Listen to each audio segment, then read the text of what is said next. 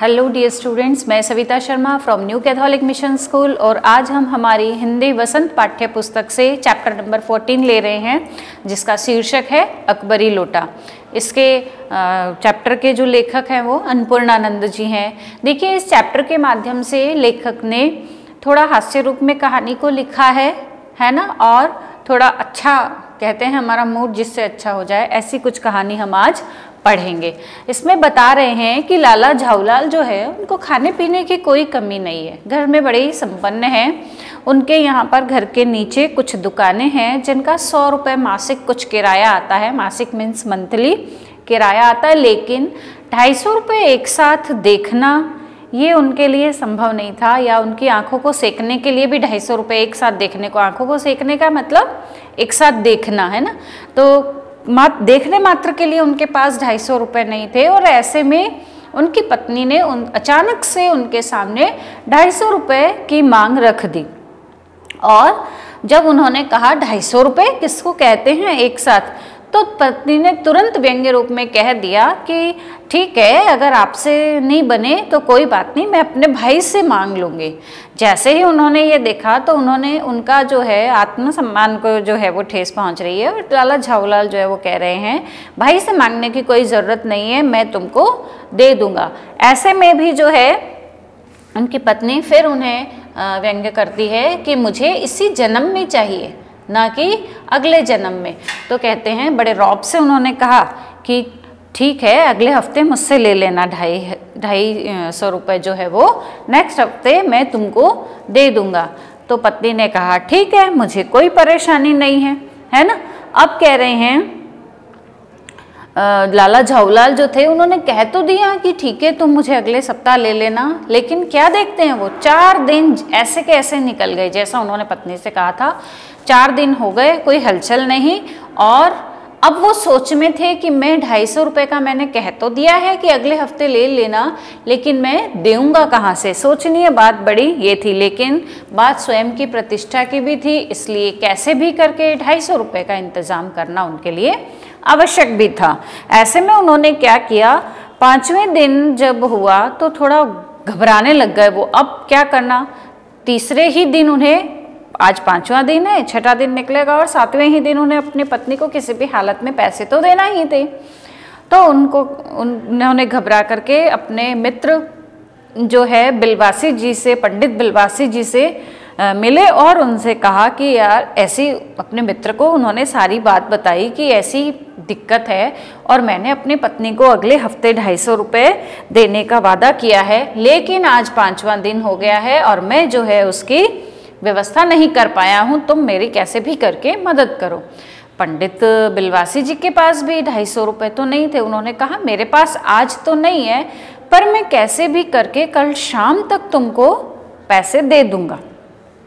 अब जो है पंडित जो झाऊलाल जी थे वो पंडित बिलवासी जी के दिलासा देने पर थोड़ा सा निश्चिंत हुए कि चलो ठीक है, मित्र मेरी मदद कर देगा। लेकिन अब बिलवासी जी की नींद उड़ गई। उन्हें समझ में नहीं आ रहा था कि मैंने भी अपने मित्र से वादा तो कर दिया है, लेकिन मैं कहाँ से करूँगा, है ना। वो भी बड़ी उधेड़बुन में थे कि मैं अपने मित्र के लिए 250 रुपये की व्यवस्था कैसे करूँगा।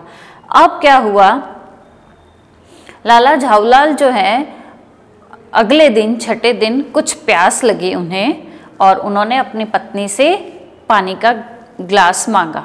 पत्नी जो है पानी तो जरूर लाई, लेकिन गिलास लाना भूल गई। लोटे में लाई और लोटा भी वो लेके आई बिल्कुल बेढंगा सा, जो झाऊलाल जी को बिल्कुल भी पसंद नहीं था।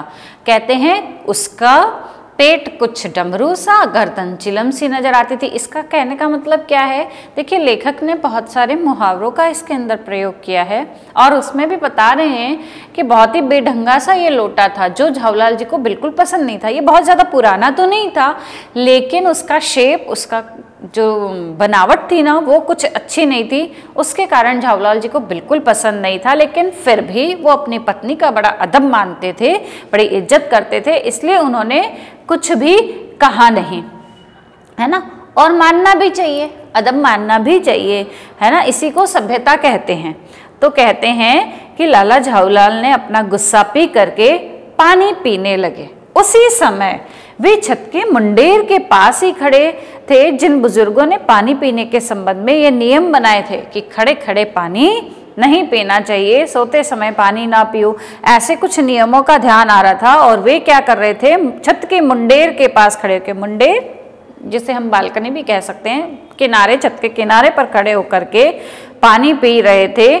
तो क्या हुआ, एक तो घोंटी उन्होंने मुश्किल से पी और पता नहीं उनके हाथ से कैसे लोटा हिल गया और सीढ़ियों से गुड़कता हुआ नीचे जाकर के सीधे रोड पर गिरा। अब तो लाला झावलाल को काटो तो खून नहीं। फिर यहाँ लेखक ने मुहावरे का प्रयोग किया है। काटो तो खून नहीं का मतलब बहुत ज्यादा घबरा जाना है ना, मानो उनके शरीर का पूरा खून ही सूख गया, इतने वो घबरा गए। क्यों? क्योंकि नीचे से बहुत जोर से चिल्लाने की आवाज आई। उनको भी ऐसा लगा पता नहीं नीचे जाकर के लोटा किसको लगा होगा और पता नहीं उस व्यक्ति को उसके कारण कितना लग गया होगा, है ना। जब लाला झावलाल जो है दौड़ करके नीचे देखा तो उनके आंगन में बहुत सारी भीड़ जमा हो गई। और क्या देखा कि भीड़ में प्रधान पात्र कौन है, एक अंग्रेज है ना, जो नखशिक से भीगा हुआ। नखशिक इट मीन्स पैर के नाखून से लेकर के सिर तक वो पूरा भीगा हुआ है। और लाला झावलाल ने भी फौरन दो और दो जोड़कर स्थिति को समझ लिया कि इस अंग्रेज को ही 100% लगी है। अब जो अंग्रेज जो है वो जो बड़बड़ाने लगा अंग्रेजी में, तो उनको भी समझ में आ गया कि अंग्रेजी के शब्दकोश में भी गालियों का कोई भंडार बहुत बड़ा है ना। ऐसा प्रकांड कोश है, वहां पर भी गालियों का जो है बड़ा ही प्रकांड कोश है। इसी समय पंडित बिलवासी जी भीड़ को चीरते हुए आंगन में आए। तभी क्या हुआ, पंडित बिलवासी जी जो थे वो पूरी भीड़ को हटाते हुए बीच में आए और उन्होंने उस अंग्रेज को कुर्सी लगाई और कुर्सी पर बिठाया, है ना। तब क्या हुआ कि अंग्रेज को छोड़कर जितने आदमी थे आंगन में घुस आए थे सबको बाहर निकाला और फिर आंगन में कुर्सी लगाकर उन्होंने अंग्रेज को बिठाया। साहब बिलवासी जी को धन्यवाद देते हुए बैठ गए और लाला झावलाल जो थे की ओर इशारा करके बोले, आप इस शख्स को जानते हैं? पहले उन्होंने पूछ लिया, बिल्कुल नहीं, और मैं ऐसे व्यक्ति को क्यों जानते हूँ। अंग्रेज तुरंत पूछता है लाला झावलाल की ओर इशारा करके कि आप इस शख्स को पहचानते हैं? नहीं नहीं, मैं तो बिल्कुल नहीं पहचानता हूँ, है ना। और ऐसे शख्स को कौन जानता हो, जानना भी कोई चाहता होगा जो राह चलते लोगों पर लोटे से वार करे। अब क्या था, मेरी समझ में ही इज ए डेंजरस ल्यूटेनेंट, मतलब कि खतरनाक जो है वो पागल है। अब बिलवासी जी ने पागल घोषित कर दिया अपने मित्र को कि मैं बिल्कुल भी उसे नहीं जानता हूँ। परमात्मा ने लाला झावलाल की आंखों को इस समय कहीं देखने के साथ खाने की भी शक्ति दे दी होती तो निश्चय है कि अब तक बिलवासी जी को अपनी आंखों से खा चुके होते, है ना। समझ में आया। अब झावलाल को भी बड़ा गुस्सा आया कि मेरा ही मित्र होकर के मेरे ही विरुद्ध बोल रहा है ना, तो वो खा जाते, उनका बस चलता। तो अब क्या था देखिए, अब बिलवासी जी ने जो है क्या कहा, पुलिस में इस मामले की रिपोर्ट कर दीजिए जिससे ये आदमी फौरन हिरासत में ले लिया जाए, है ना। पुलिस स्टेशन कहाँ है? अब अंग्रेज पूछता है तो वो बताते हैं कि हम जो है तुरंत करेंगे, लेकिन जैसे ही उनकी नज़र जो है लोटे पर पड़ी तो कहते हैं आप इस लोटे को रद्दी बताते हैं, मैं तो आपको एक विज्ञ और सुरक्षित आदमी समझता था। अब अंग्रेज को बोल रहे हैं बिलवासी जी कि ये ऑर्डिनरी लोटा नहीं है, ये तो पुश्तैनी अकबरी लोटा है। अब कहते हैं जनाब ये एक ऐतिहासिक लोटा जान पड़ता है। अब उस लोटे की बनावट को लेकर के उन्होंने डिस्क्राइब करना शुरू कर दिया कि ये लोटा तो 16वीं शताब्दी का है। बादशाह हुमायूं शेर शाह से हारकर भागा था और सिंध के रेगिस्तान में मारा मारा फिर रहा था। एक अवसर पर प्यास में उनकी जान निकल रही थी। उस समय एक ब्राह्मण ने इस लोटे से पानी पिलाकर उनकी जान बचाई थी। अब क्या करा, उन्होंने लोटे की वैल्यू को बढ़ा दिया। तो उन्होंने क्या कहा अंग्रेज को कि रहने दीजिए, मैं इस लोटे को लेकिन पहले खरीद लेता हूं कि भाई कितने में ये लोटा तुम मुझे दोगे।